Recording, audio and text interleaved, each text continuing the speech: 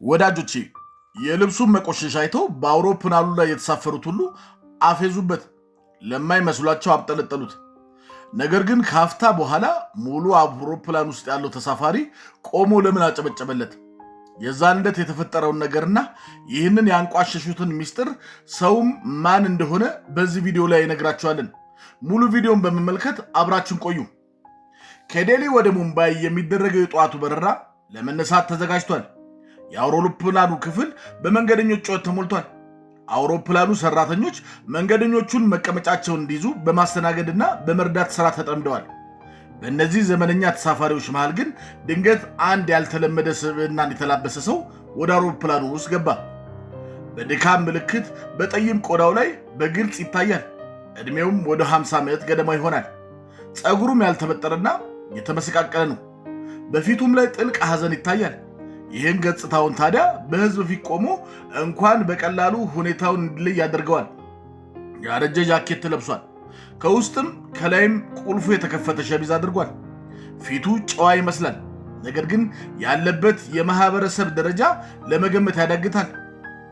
እያለከለከ ትኬቱን አሳይቶ በአውሮፕላኑ ውስጥ በመስኮት አጠገብ ተቀመጠ። ቁጥር 17 ካጠገቡ የተቀመጠችው ዘመናዊ ሴት አፍንጫዋን አጥብቃ በመሐረብ ያዘች። ከዓይኖቿ ላይ የሚታየው የንቀት አስተያየት እውነት ይሄ ሰው የዚህ በረራ መንገደኛ ነው የሚል ይመስላል። ሱሃኒ የምትባል የአየር መንገዱ ሆስቴስ ከርቀት በጥርጣሬ ዓይኖች ስትከታተለው ከቆየች በኋላ ወደ ተቀመጠበት ወንበር በመሄድ ይቅርታ ጌታዬ፣ በድጋሚ ፈቃድህ ማየት ይቻላል ስትል ጠየቀችው። እርሱም በእርጋታ ፈገግ ብሎ አዎ እንዴታ አላት። ሱሃኒ ፈቃዱን ከተቀበላ ፊቱን በጥርጣሬ ተመለከተችው። ከዛም ጭንቅላቷን እየነቀነቀች ሄደች። ከዛ ሰውየው ምንም ሳይናገር በመስኮቱ አንጋጦ ደመናዎቹን ማየት ቀጠለ። ከቅርቡ ተቀምጦ የነበረው ሰው ትዕግስቱ ስላለቀ አስተናጋጇን ጠርቶ እንዲህ አለ፣ አዳምጪኝ፣ ይሄ ሰው እንግዳ የሆነ ጠረን እየፈጠረ ነው። ሙሉ መንገደኞችን እንደዚህ ሆኖ መቀጠል የሚቻል አይደለም አላት። ሱሃኒ በጭንቀት ጌታዬ፣ በጣም አዝናለሁ፣ በረራው ሙሉ ነው፣ በአንድም ባዶ ወንበር የለም፣ ዛሬ እንደምን መታገስ አለባችሁ አለችው። ሰውየው አኩርፎ ወንበሩ ላይ ተቀመጠ። ያ ሰው አያን ምንም ነገር እንዳልሰማ አይኑን ወደ ውጭ ተክሏል። በአቅራቢያውም የተቀመጠው የሆነው ሆኖ የሆነ ሰው ጮኸና ሄይ ሃያን፣ አንተ ነህ እንዴ? ሰውየው የተደነቀ ይመስላል። መጀመሪያ አላወቀውም ነበር። ከዛም ድምፁ ቀጠለ፣ እኔ ነኝ እኮ አርጁን፣ አብረን የተማርነው እያለ አያንን ሰውየው አወቀውና ደብዘዝ ያለ ፈገግታ አሳየው። አርጁን ወሬውን ቀጠለ፣ አንተ እኮ የኮሌጃችን ሰቃይ ተማሪ ነበርክ፣ በእያንዳንዱ ፈተና አንደኛ ነበርክ። ዛሬ ግን ራስህን ምን አይነት ሁኔታ ውስጥ ነው ያስገባኸው? እንደዚህ መናኛ የሆነ አለባበስ ለብሰህ በኢኮኖሚ ክላስ መጓዝህ እኔን ተመልከተኝ። የድርጅት ዋና ስራ አስኪያጅ ነኝ። በወር በሚሊዮኖች የሚቆጠሩ ገንዘብ አገኛለሁ። በአነጋገሩ ላይ ከጓደኝነት ይልቅ መኩራራት ይበልጥ ይነበብበት ነበረ። ሃያን ተረጋግቶ ታሪኩን ረጅም ነው ባክህ አርጁን፣ ምናልባት አንድ ቀን ጊዜው ትክክል ሲሆን ቦርሳውን ከፍቶ አንድ ያረጀ ፍሬም ያለው መነጽሩን አወጣ። እጁ ትንሽ ይንቀጠቀጣል። ነገር ግን በዓይኖቹ ላይ ያሉት አስተያየቱ እንደ ብረት የጠነከሩ ነበሩ። ከአውሮፕላኑ ትንሽ ተንቀጠቀጠ እና ትንሽ ወደፊት አዘነበለ። በመንገደኞች መሃል ትንሽ ድንጋጤ ተፈጠረ።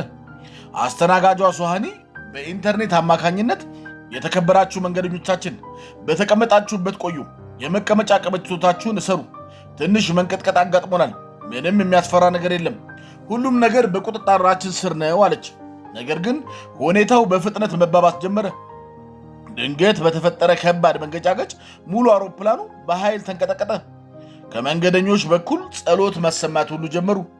በዚህ ጊዜ የፓይለቱ ክፍል በር ተከፍቶ ሱሃኒ መጣች።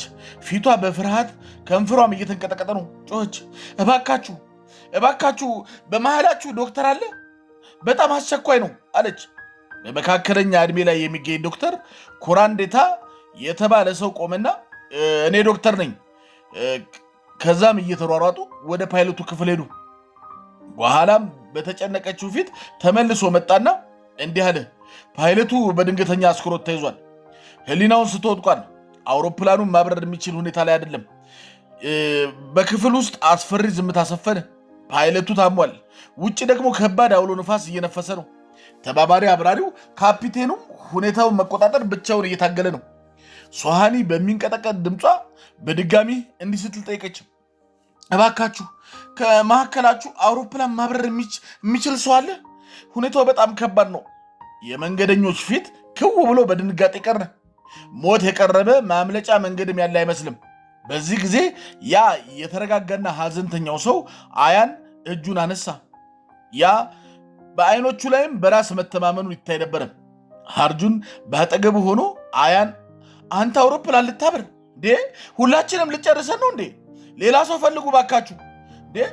ሌሎቹም መንገደኞች ለማኝ የሚመስለውን ሰው እንዲያብር እንዳይፈቅዱለት በፍርሃት ተቃወሟቸው። ተቋማቸውንም ሁሉ አሰሙ። ከሱ የተሻለ ሰው የለም በማለት ጠየቁ። ከዛም ሶሃኒ ጌታዬ የእውነት አውሮፕላን ማብረር ትችላለህ ግን ስትል ጠየቀችው።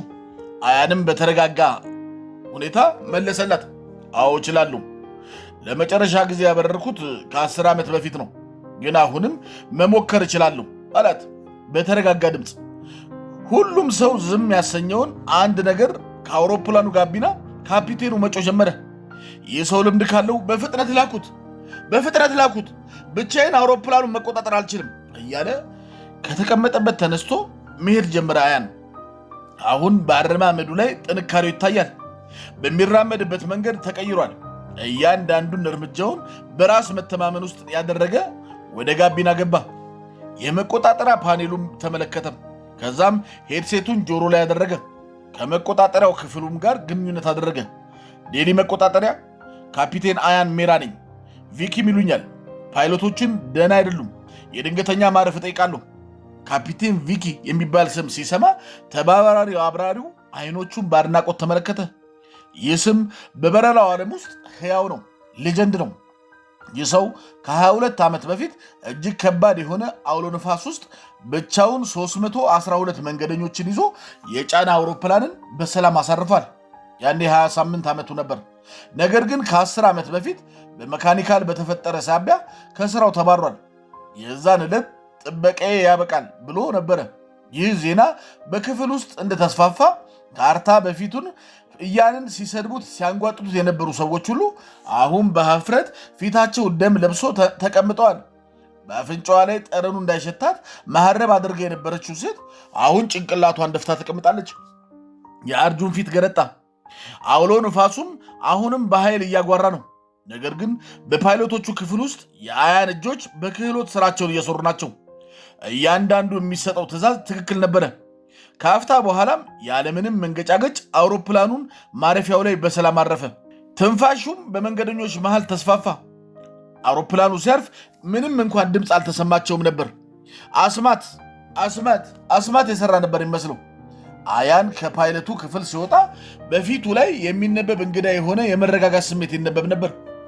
እንደ ለማኝ ሲያዩት የነበሩ መንገደኞች አሁን በጸጸት ጭንቅላታቸውን ደፍተው ቆመዋል። አርጁን እየሮጠ ወደፊት በመሄድ ወንድሜ እውነትም አንተ ቪኪ ነህ፣ አንተ ዛሬም ሰቃይ ተማሪ ነህ፣ በአንተ ተሸንፌያለሁ አለ። አያን ፈገግ አለ።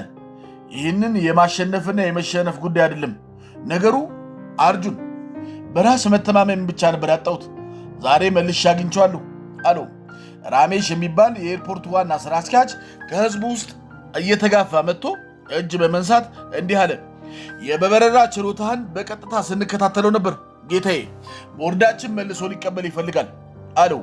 አያን ወደ ሰማዩ ቀና ብሎ ተመለከተና በእርጋታ እንዲህ አለ።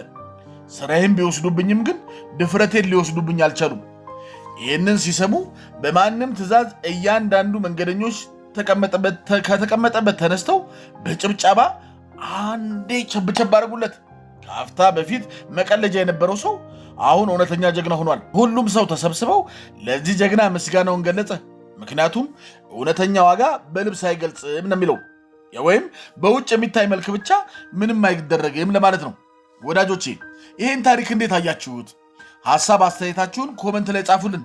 ሰብስክራይብ፣ ላይክ፣ ሼር ይደረግ። በሌላ ታሪክ እስክንገናኝ ድረስ መልካም ቆይታ ይሆንልን። ሰላም።